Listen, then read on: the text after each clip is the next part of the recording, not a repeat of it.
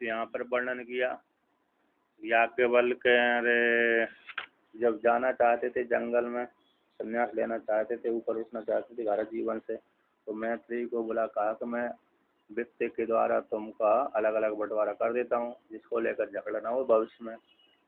तो ऐसा प्रश्न सुन करके पतिदेव को संन्यास लेने की इच्छा को जान करके मैत्री ने कहा कि हे भगवान, जिस उद्देश्य से आप जा रहे हैं अथवा जहाँ जा रहे हैं, जाने से पहले मेरे को कुछ उस तथ्य को ले, जिस तथ्य को जानने की इच्छा से आप जा रहे हैं, इस तत्व को चिंतन करने की इच्छा से, जानने की इच्छा से, अथवा अरे जी उसी तत्व के ऊपर जीवन बिताने के उद्देश्य से जा रहे हैं, तो उसी तत्व के विषय में यदि आप कुछ जानते हैं तो उपदेश करके जाइए।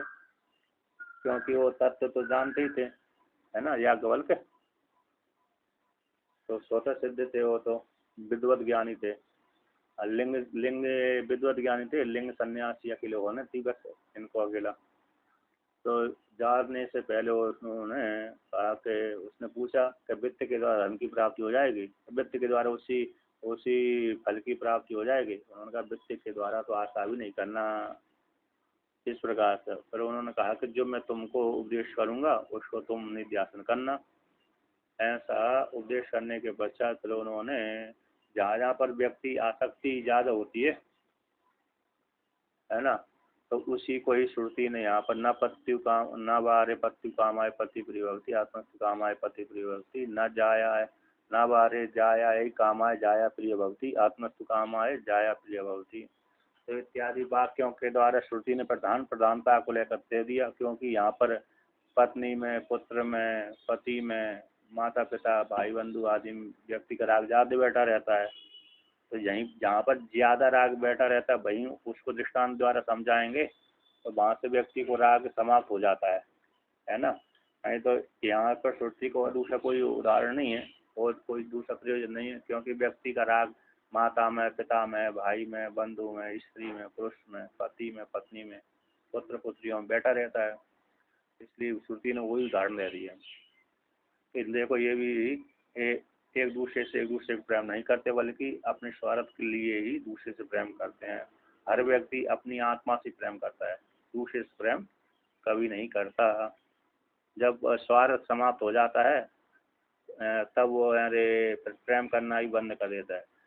पत्नी से भी पति का जब स्वार्थ समाप्त हो जाता है तो वही प्रेम करना बंद कर देता है। पति भी कर देता है, पत्नी भी कर देती है, माता भी, पिता भी, सभी अरे प्रेम करना बंद कर देते हैं। तो इस प्रकार से श्रुति के द्वारा कथन किए जाने पर फिर उन्होंने अंतिम में भेज दिया, सभी व्यक्ति अपने लिए प्रेम करते, दूसरे के लिए कोई नहीं करता। अंतिम में क्या कर दिया, अरे न आत्मा बारे द्रष्टव्य श्रोतव्यो मंतव्य निराशितव्य मैत्रेयी आत्मनि खलु अरे दृष्टे श्रुते मते विज्ञाते इदम सर्वम विदितम। हे मैत्रेयी, ये आत्मा जानने योग्य है ना। जिस आत्मा को लेकर के व्यक्ति प्रेम करता है अपने लिए, वह आत्मा जानने की योग्य है। क्योंकि किसके लिए प्रेम करता है, अपनी आत्मा के लिए करता है। दूसरे से व्यक्ति प्रेम करता है ना। हर कोई व्यक्ति, जीव जंतु, स्त्री पुरुष, मनुष्य, देवता, गंधर्व, कीड़े मकोड़े आदि, जानवर आदि जो प्रेम करते हैं तो अपनी आत्मा के लिए करते हैं। तो वो आत्मा है क्या वस्तु, ये प्रश्न बन गया है कि नहीं। के शरीर आत्मा है, के अरे अंतःकरण आत्मा है, कि इंद्रिय आत्मा है, कि कोई और ही आत्मा है। तो हे मैत्री, उसी आत्मा, जो व्यक्ति अपनी आत्मा से प्रेम करता है, दूसरे से प्रेम नहीं करता, दूसरे से प्रेम भी करता है तो अपनी आत्मा के लिए करता है।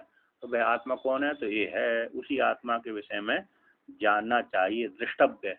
तो योग्य अर्थ में प्रत्यय हो गया।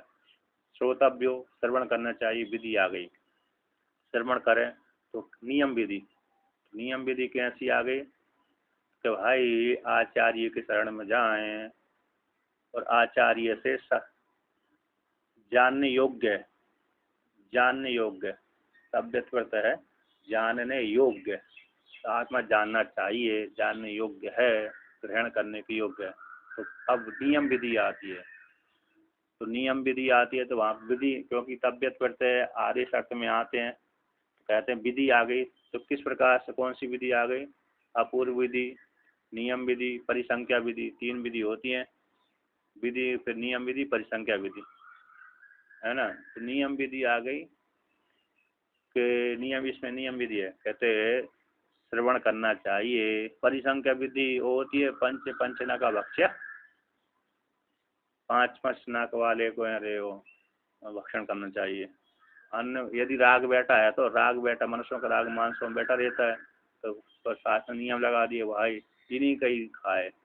यदि खाना है तुमको, यद्यपि निषेध कर दिया मांस नहीं खाना चाहिए, किंतु यदि बहुत व्यक्ति रागी होते हैं तो मांस खाते नहीं, कहीं कहाँ है इस प्रकार से। तो नियम विधि लगा दी यहाँ पर। तो भाई इस प्रकार इसी का चिंतन करना चाहिए, श्रवण करना चाहिए। तो श्रवण कैसे करना चाहिए? आचार्य के माध्यम से। आचार्य शरण में जाइए, आचार्य शरण में जा करके उनको आदर सत्कार श्रद्धा से करके उनकी सेवा करके फिर उनकी उनसे श्रवण करना चाहिए शास्त्रीय रीति से। तो शास्त्र के माध्यम से। तो श्रोतव्यो, श्रवण करना चाहिए। फिर मंतव्यो, अब जो श्रवण किया है उसी को उपपत्ति के द्वारा, उसी उपपत्ति के माध्यम से उसका क्या करना चाहिए? मनन करना चाहिए। क्योंकि युक्ति लगानी चाहिए कि शास्त्र ने जो आचार्य जो बोला है, शास्त्र ने वही बोला है, और मेरी मन क्या स्वीकार कर रहा है। तो मन ने भी उसी को स्वीकार कर लिया, तीनों को मिला दिया। तीनों को मिलाने के पश्चात निधिध्यासितव्या, तो एक ही तत्व जो निर्णय हो गया मन के मनन के द्वारा, तो उसी का अपने दर्शन करना चाहिए निरंतर। इस प्रकार से मैत्री ये आत्मा, अब वो उसका फलावसान कह देते हैं। ये साधना हो गई तो दृष्टव्य तक है, निधिध्यासितव्य तक साधना हो गई। और साधना के बल के ऊपर साधना करते करते, निध्यासन करते करते, चिंतन करते करते करते, विचार करते करते करते उसको अपरोक्ष साक्षात्कार ज्ञान हो गया, तो उसको फलावस्थान कहते हैं। कि हे मैत्री, इस आत्मा के अरे, अरे मैत्री, अरे और मैत्री संबोधन है। तो हे मैत्री, आत्मनि यानी आत्मा के दृष्टि जान लेने पर, दृष्टि का अर्थ हो गया जान लेने पर, शास्त्र आचार्य के माध्यम से। क्योंकि दृष्ट भगवान भास्कर ने दृष्टि में आत्मा के जान लेने पर, इस प्रकार से पहले कहा गया।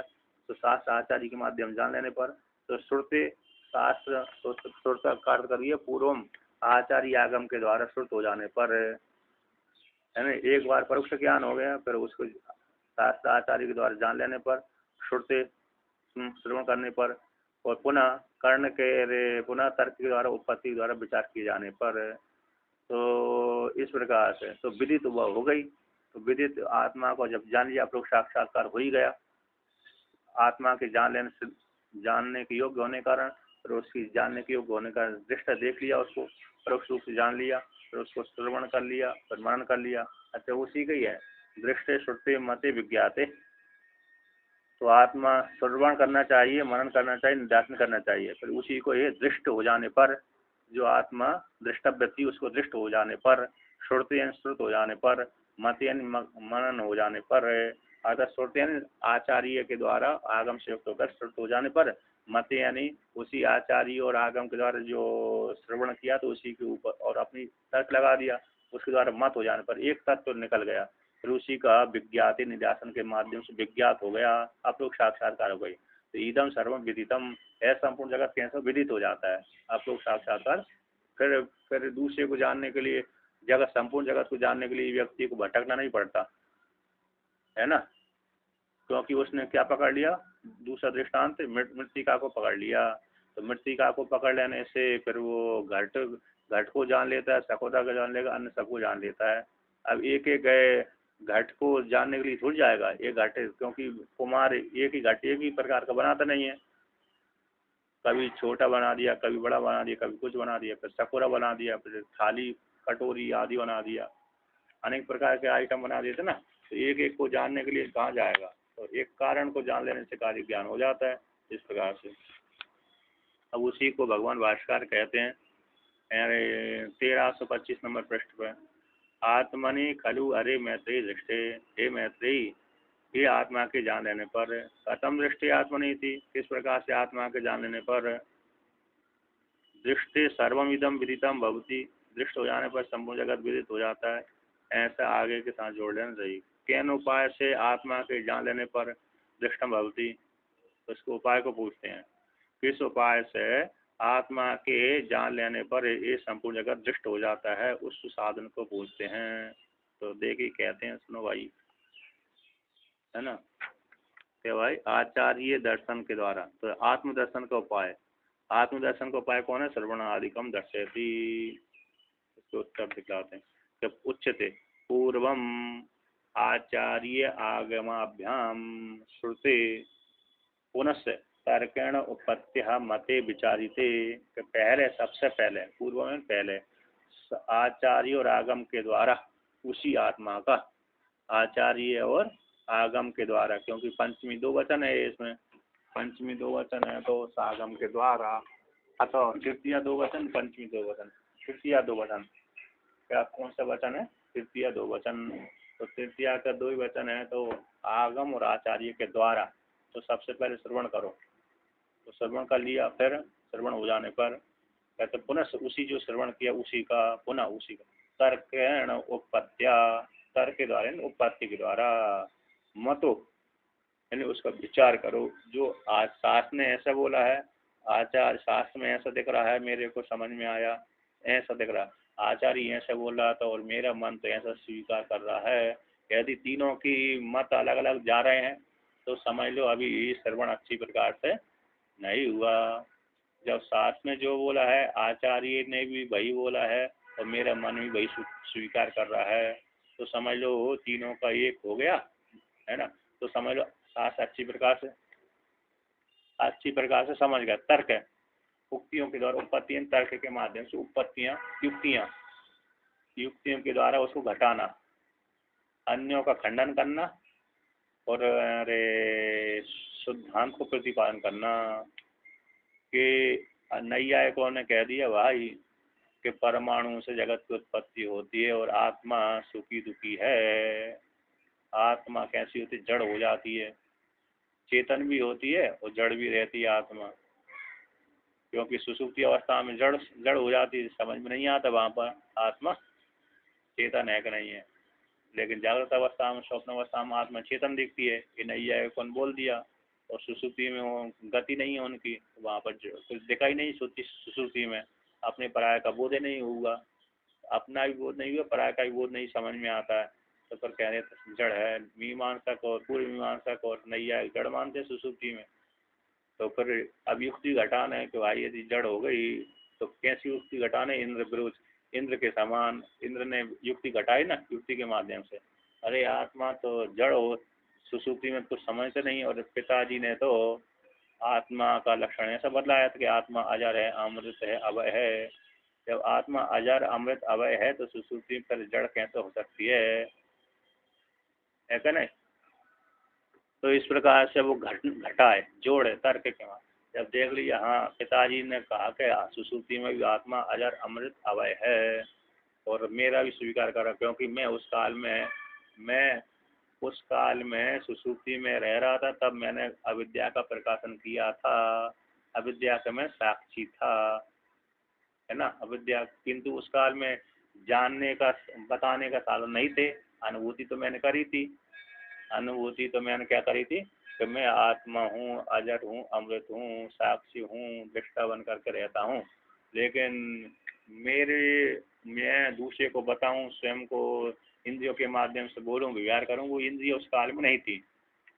तो इसलिए मैं उस काल में अभिव्यक्त नहीं कर पाया अपनी अनुभूति को। उसी अनुभूति को अब यहाँ पर आकर जागृत अवस्था में आकर के अनुभूति बता रहा हूँ कि मैं अच्छी प्रकार से सोहा, है ना, कुछ नहीं जाना। तो मैं सिद्ध हो गया कि मैं सुसुप्ति अवस्था में जड़ नहीं हूँ, चेतन हूँ। तो नैयायिकों को कहना था कि सुसुप्ति अवस्था में आत्मा जड़ रहती है, तो खंडन कर दिया आचार्य की वाणी सुन करके, शास्त्र की वाणी सुन करके और अपनी तर्क लगा करके। तो विचार हो गया ना ये। अब तीनों अवस्था में आत्मा कैसी है? अजर, अमृत, अभय है। अब निध्यासन करने लगा, निध्यासन करते करते करते अब तो साक्षात्कार हो गया। तो श्रवणम तू, अब श्रवण तो वहाँ पर स्पष्ट करते हैं भगवान भाषा क्या, श्रवणम तू आगम मात्रेण, श्रवण क्या करना चाहिए? आगम के द्वारा, मात्र शब्द से तर्क व्यावर्तन करने के लिए, न पुनराचार्यम। एक नंबर टिप्पणी दी है